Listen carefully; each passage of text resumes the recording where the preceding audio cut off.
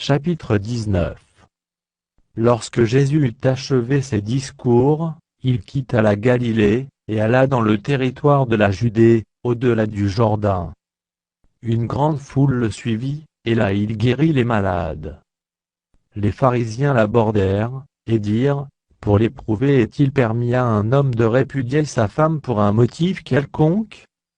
Il répondit, n'avez-vous pas lu que le Créateur, au commencement, fit l'homme et la femme? Et qu'il dit, c'est pourquoi l'homme quittera son père et sa mère, et s'attachera à sa femme, et les deux deviendront une seule chair? Ainsi ils ne sont plus deux, mais ils sont une seule chair. Que l'homme donc ne sépare pas ce que Dieu a joint. Pourquoi donc, lui dirent-ils, Moïse a-t-il prescrit de donner à la femme une lettre de divorce et de la répudier? Il leur répondit, c'est à cause de la dureté de votre cœur que Moïse vous a permis de répudier vos femmes. Au commencement, il n'en était pas ainsi. Mais je vous dis que celui qui répudie sa femme, sauf pour infidélité, et qui en épouse une autre, commet un adultère. Ses disciples lui dirent, si telle est la condition de l'homme à l'égard de la femme, il n'est pas avantageux de se marier.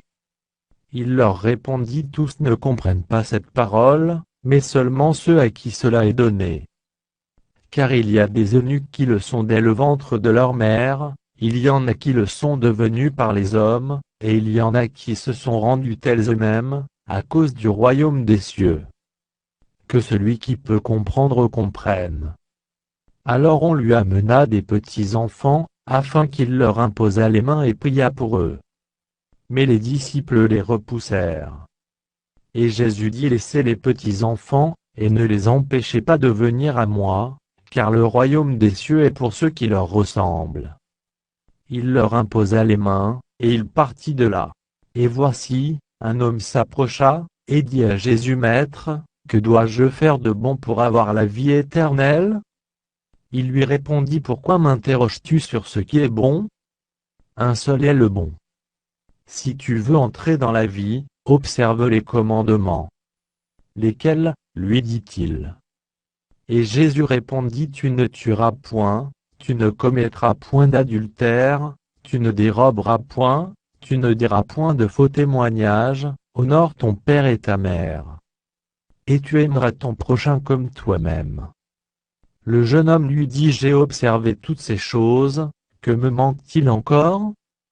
Jésus lui dit, si tu veux être parfait, va, vends ce que tu possèdes, donne-le aux pauvres, et tu auras un trésor dans le ciel. Puis viens, et suis-moi. Après avoir entendu ces paroles, le jeune homme s'en alla tout triste, car il avait de grands biens. Jésus dit à ses disciples, je vous le dis en vérité, un riche entrera difficilement dans le royaume des cieux. Je vous le dis encore, il est plus facile à un chameau de passer par le trou d'une aiguille qu'à un riche d'entrer dans le royaume de Dieu. Les disciples, ayant entendu cela, furent très étonnés, et dirent, qui peut donc être sauvé? Jésus les regarda, et leur dit, aux hommes cela est impossible, mais à Dieu tout est possible. Pierre, prenant alors la parole, lui dit, voici, nous avons tout quitté, et nous t'avons suivi, qu'en sera-t-il pour nous?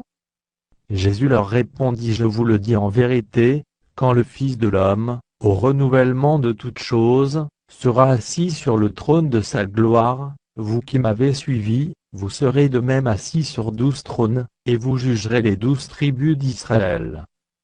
Et quiconque aura quitté, à cause de mon nom, ses frères, ou ses sœurs, ou son père, ou sa mère, ou sa femme, ou ses enfants, ou ses terres, ou ses maisons, recevra le centuple, et héritera la vie éternelle. Plusieurs des premiers seront les derniers, et plusieurs des derniers seront les premiers.